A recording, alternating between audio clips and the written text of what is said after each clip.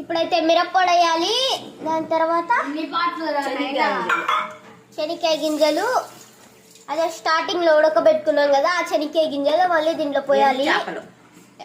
ఎండు చేపలు, కరువాడు, కొంతమందికి తెలియదు అట్టే అంటారు.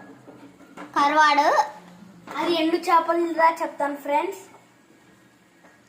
మీ ఊర్లో ఏమంటారో నాకు తెలియదు కానీ మాకైతే ఇక్కడ కరువాడు ఎండు చేపలు అంటారు. ఇప్పుడైతే ఉడకబెట్టుకున్న శనక్కాయలన్నీ వేసుకొని కలుపుకోవాలి. మెల్లింగా కలుపుకోవాలి ఫ్రెండ్స్. నీట్గా కాసేపు బాగా ఉడకాలి ఫ్రెండ్స్. ఇది అవ్వాలా.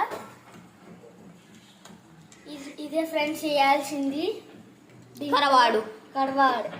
ఇంకోటి ఎండు చేపలు చెప్తాం ఫ్రెండ్స్. మీ ఊర్లో